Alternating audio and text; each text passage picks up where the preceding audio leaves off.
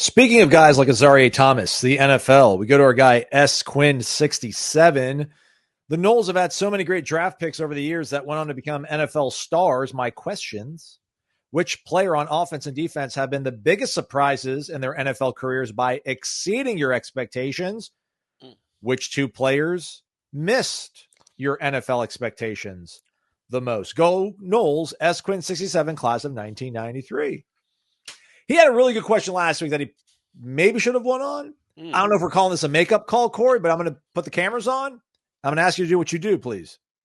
How about that? One more time. Yeah. Nailed it.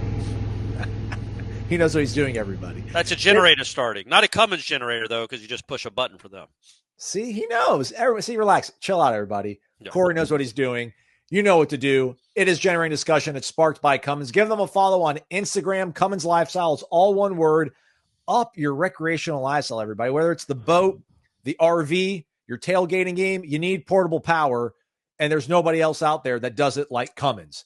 Check them out on their Instagram page. CumminsLifestyle is all one word. The own and product line, top of the line, quiet, reliable, all the things you want from your generator. All right, Corey. This is a good one. I just feel like I'm going to be very prisoner of the moment. I almost should have prepped you on this, I ffeel like, because you might have been able to reach back into your archive and pulled out a name or two that I'd be like, oh, that's a good one. Because I feel like, I don't know, I gravitate towards the negative one. Let me try to think I would say Anton Smith in terms of exceed my expectations, because Anton ended up hanging around the NFL for 6 years or so, I want to say, maybe even more. And he obviously was towards the tail end of Bobby's run here, and I never expected him to go to the NFL based on what he did here, but the fact that he was able to go to the NFL, have a career that long, might not be as big of a headline name. Is there anybody you can think of off the rip, one on offense, one on defense, that exceeded expectations? I think Vince Williams is a really good answer. He was a guy that really wasn't appreciated much. He was on that 2012 defense that he split time with Telvin Smith, both very good NFL players, actually. And I think he was a 5th or a 6th round pick. I think I was even surprised he was drafted.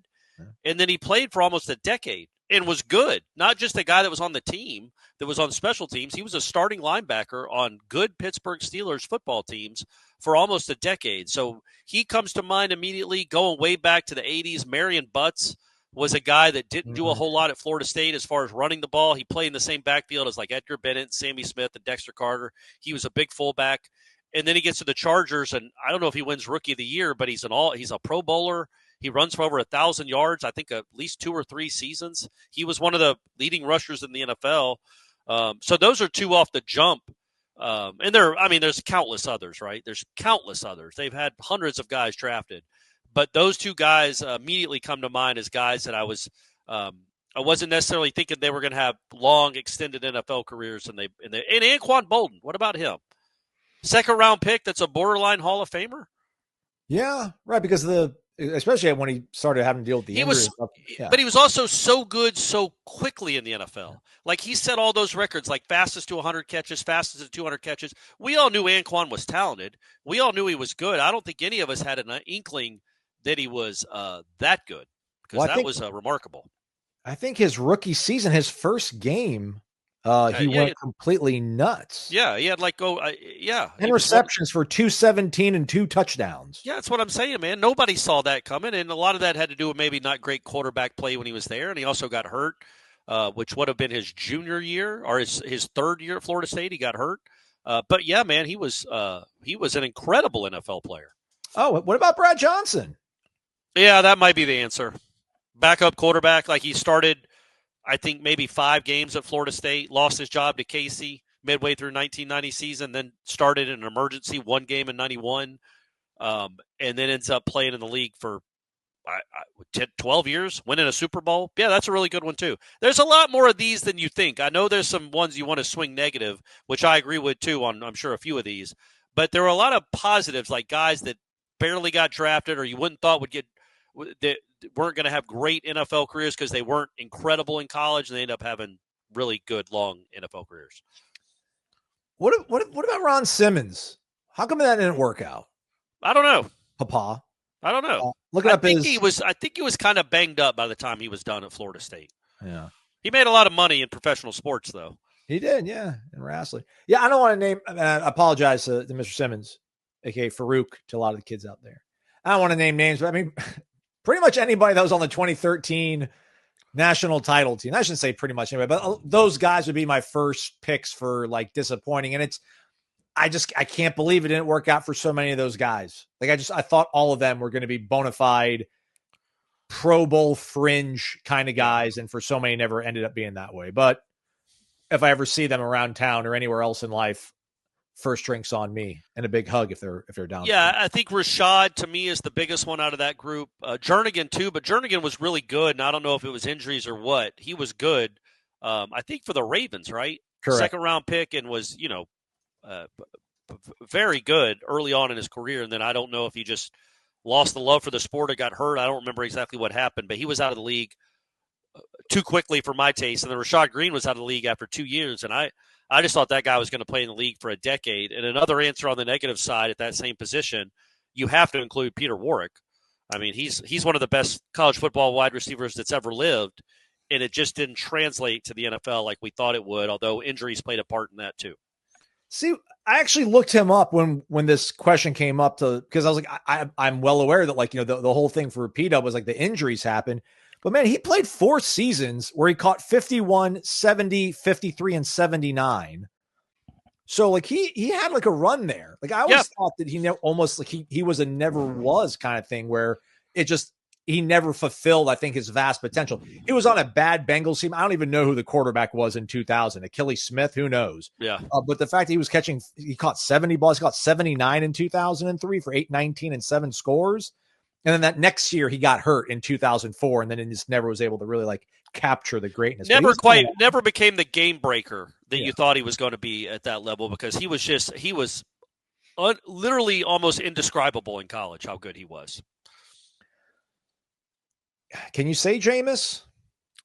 Sure. Expectations? Yeah, because he didn't turn out to be a star. He made 1 Pro Bowl, and that was after a couple of guys sat out. I mean, he did have a 5,000-yard season with 30 touchdowns, Aslan. With also, I don't know if you remember, he also had 30 interceptions. It was the first 30, 5,000 season in NFL history. So he's always had that. But he's not – I wouldn't classify him as a bust. He's not like a Ryan Leaf bust. No. And he had a better career than Mariota, and that was the debate going into that. So he won that battle at least. But, yeah, he never materialized into a champion – in a all-pro Pro Bowl. He was in a Pro Bowl 1 year, but he wasn't an all-pro top 5 quarterback ever. And I thought he would be. It just didn't. It never shaped up. It just kept turning the ball over. Last one, maybe a positive one to go on. What about Javon Walker? I know he was only here briefly, but yeah. He had a 1,300-yard season. He had over 1,000-yard season in the NFL. Yeah, I mean, sure. He was a first-round pick, though. So, and he when he was healthy at Florida State those last 2 years, he was really good. It was just hard for him to get healthy, and then he had a huge Gator Bowl, and would have had a huge 2000 season, I think, but sprained his ankle early on in that season and missed like a month or a month and a half, and then unfortunately, he might have dropped a huge pass in the 2000 national championship game against Oklahoma that I'll never forget, because that was going to be a 75-yard touchdown, but he dropped it. What are you going to do? But yeah, he had a good NFL. Look, there's literally thousands of them. Yes. And Martin Mayhew, Leroy Butler was a second-round pick and is in the NFL Hall of Fame. Like, again, he was thought of highly because he was a second-round pick, but I don't think anybody watching Leroy Butler thought he was going to be a Hall of Famer, and he turned into a Hall of Famer. So they've had a number of them. So, yeah, that's Vince Williams. I'm glad that one came to mind, though, because that was one of the all-timers that I just I thought I was like that. I just never appreciated, I guess, how good he was when he was at Florida State, and he ended up being a really good linebacker for almost a decade in the NFL. Yeah. Shout out to Bobby Hart, who I think was still in the league last year, too, for hanging around for a long while. All right. That's a good one. Thank you to our guy, Esquin67. He'll get entered into a drawing next week for all of our monthly winners from the month of April. Again, go to warchant.com, enter your question. If it's the best one, you get entered into a drawing for some free Cummins gear at the end of the month, and then a grand prize drawing at the end of the year for a portable generator. Yeah, like a Cummins portable generator. It's incredible. Even I don't have one of those. We can all aspire to greatness, though.